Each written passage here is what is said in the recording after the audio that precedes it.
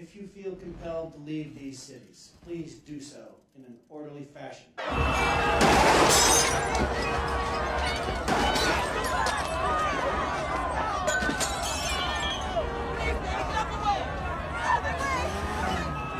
Bom dia, boa tarde, boa noite.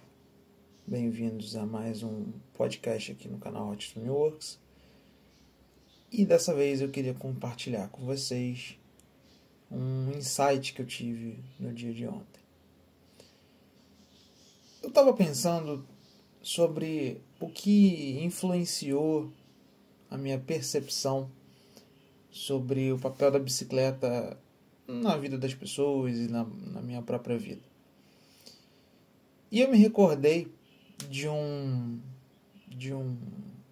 fato que vocês acabaram de ver parte, né, aí na introdução do vídeo, que é o personagem do David em Independence Day. Quando o Independence Day foi lançado, se eu bem me lembro, 94 ou 96, acho que foi 96, eu era uma criança na década de 90. Se você foi uma criança na década de 90, ou um adolescente na década de 90, você vai entender o que eu quero dizer quando eu falo de Independence Day sendo um filme grandioso. Eu lembro de assistir Independence Day e, como criança, eu ficar realmente preocupado de que algum tipo de ameaça alienígena pudesse acontecer. Me lembro do sentimento de fragilidade que eu tive ao ver o filme, né?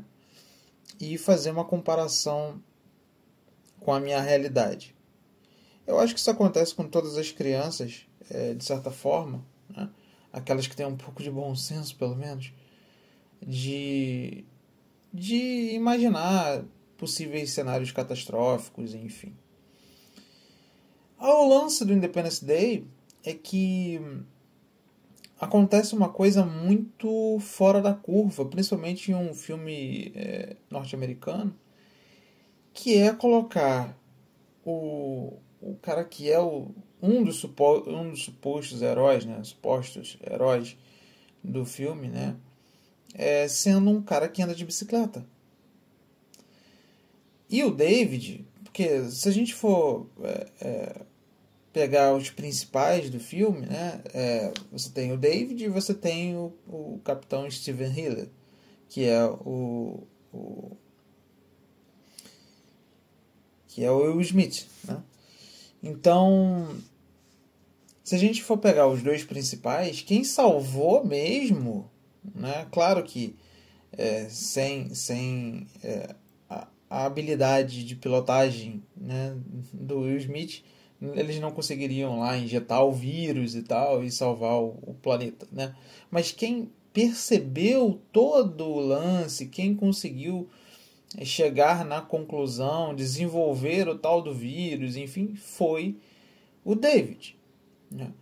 E esse cara só conseguiu fazer isso, né, porque, de certa forma, ele conseguiu se deslocar no meio do caos, né? Então, a cidade de Nova York, no filme, contextualizando para você que nunca viu o filme, você tem uma invasão alienígena, né? A cidade de Nova York é o palco onde isso acontece, né? Nova York e Los Angeles. Mas a cidade de Nova York, em específico, ela fica totalmente caótica, né? Existem cenas dos carros batendo, né? Tendo vários engavetamentos, porque as pessoas ficaram embasbacadas ao verem as naves, né? Então, o filme traz essa mensagem de que motoristas são meio idiotas, né? Em vários aspectos, em vários momentos do filme isso acontece. Pessoas que ficam dentro de seus carros paralisadas, olhando o apocalipse acontecer, né? E como se o fato de estar dentro do carro as protegesse de alguma forma, né? E aí, no meio disso tudo, você tem o David, e o David, ele tem uma bicicleta, e ele consegue se deslocar no meio desses carros, desse caos de destruição, no início do filme, pelo menos, usando a bicicleta. E tem uma coisa que, assim, ficou gravada na minha cabeça, sabe? Que era ele ir de bicicleta para o trabalho. E isso fazia todo sentido para mim naquela época, porque o meu colégio, em algum dia, não sei se era o dia do ciclista, não sei, dia da mobilidade, deve ter sido alguma coisa dessa natureza, né?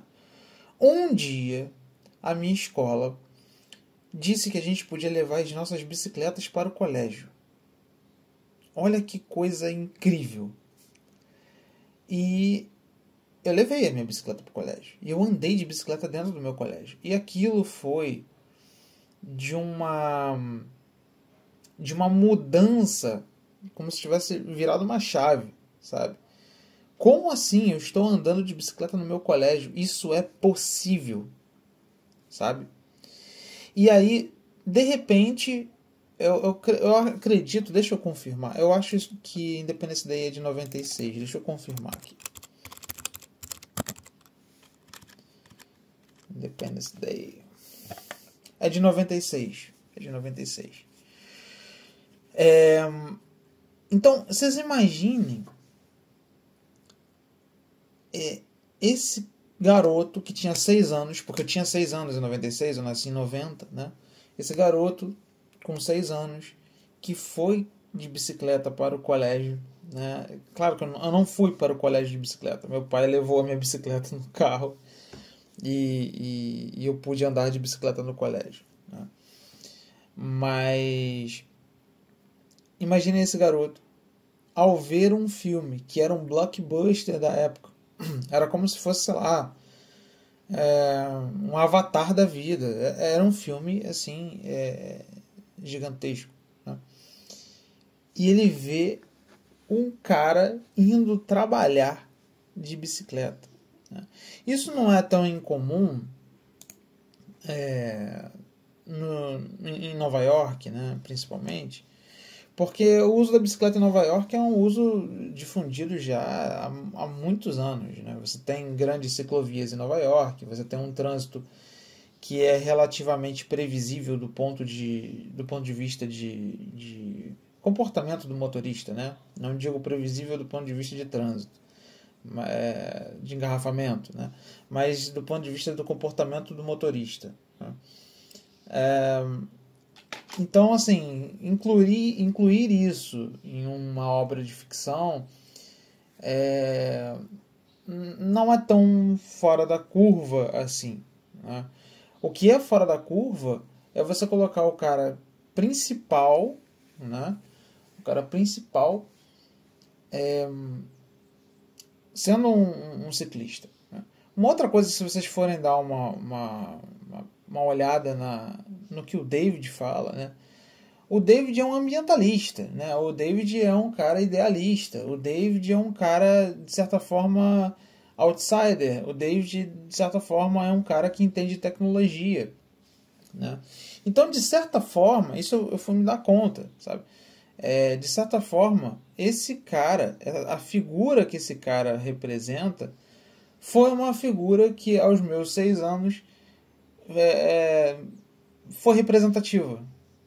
Eu olhei e falei, caraca, esse cara é muito maneiro, porque esse cara é um total invisível, né? Esse cara ele é mais inteligente que a maioria das pessoas, ele é subjugado, né? Não é que ele é subjugado, ele é subestimado. Eu usei o termo errado. Ele é subestimado pelo fato de ele trabalhar com TV a cabo, né? Então, você é só um técnico de TV a cabo e tal, não sei o quê. E justamente pelo fato dele trabalhar com TV a cabo no filme, né, é que ele descobre lá, é claro que é forçação de barra, claro que a gente tem aí um roteiro favorecendo o personagem, mas ele descobre lá como os alienígenas estão usando o sistema de satélite deles contra os humanos, né?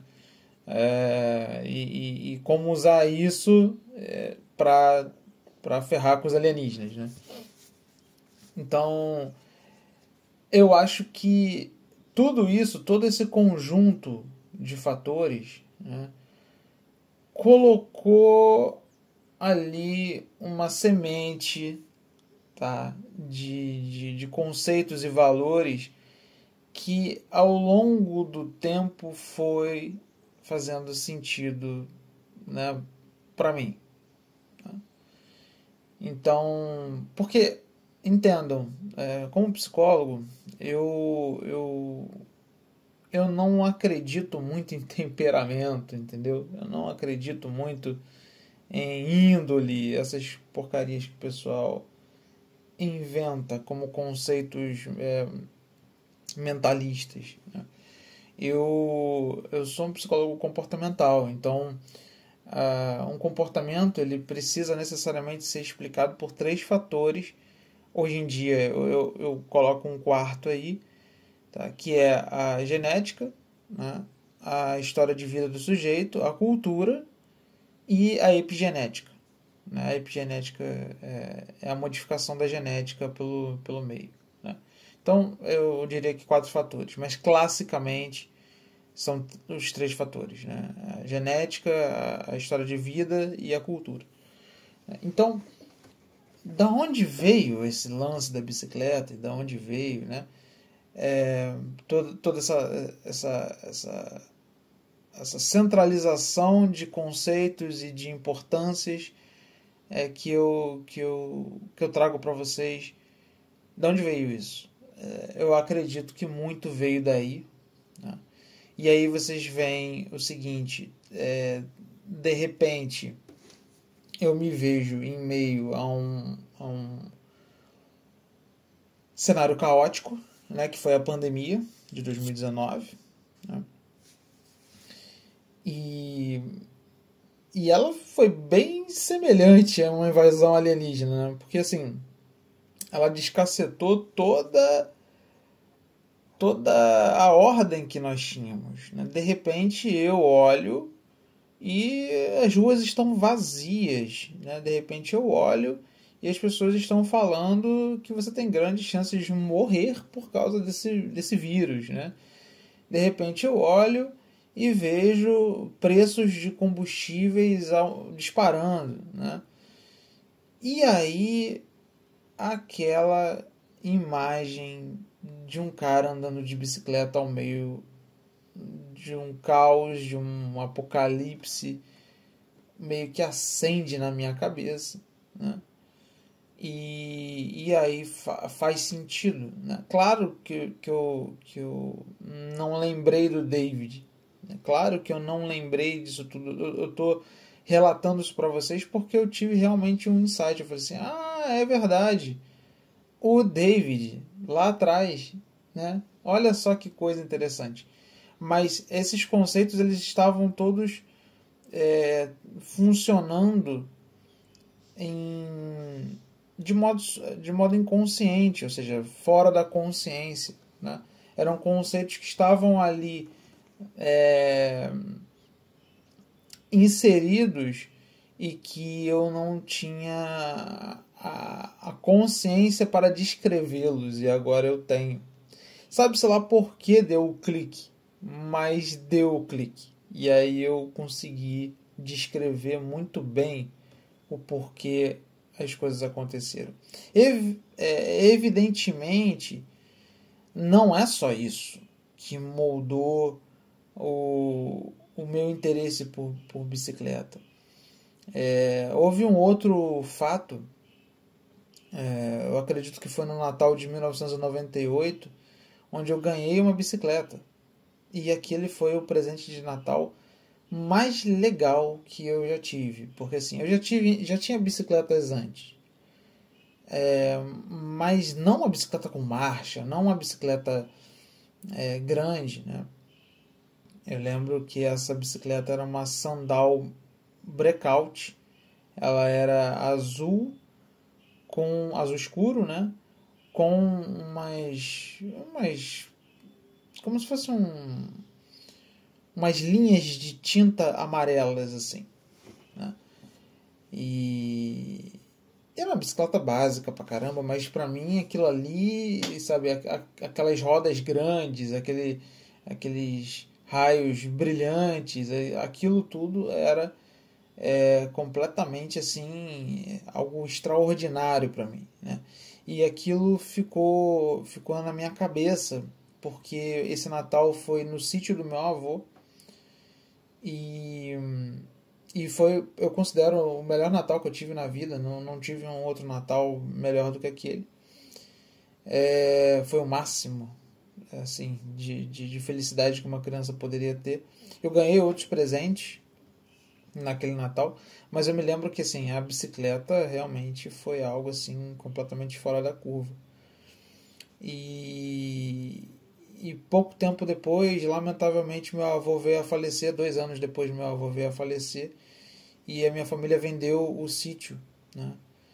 Então, uma das memórias mais felizes que eu tenho daquele sítio foi esse Natal, onde eu ganhei uma bicicleta. E a bicicleta era o ponto central da,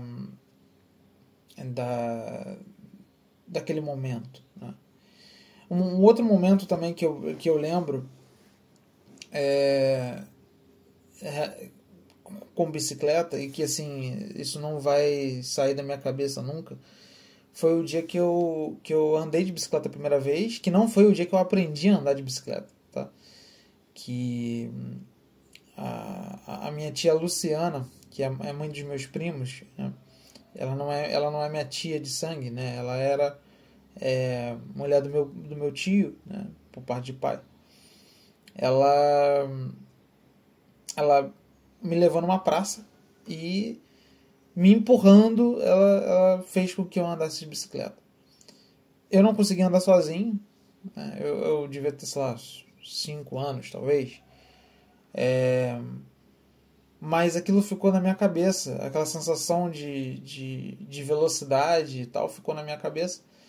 E depois eu peguei uma bicicleta que eu tinha ganhado e que tinha rodinha, né? Eu fui lá, pedi pro meu pai tirar as rodinhas e eu passei uma tarde, assim, na minha cabeça foi uma tarde inteira, mas não deve ter sido coisa de 2 horas, talvez menos. Meu pai foi lavar o carro na garagem do prédio que a gente morava na época e eu resolvi que eu ia aprender a andar de bicicleta sozinho. E aí eu lembro dos pedais batendo nas minhas canelas e machucando, né? Porque assim, eram pedais com cravo, né?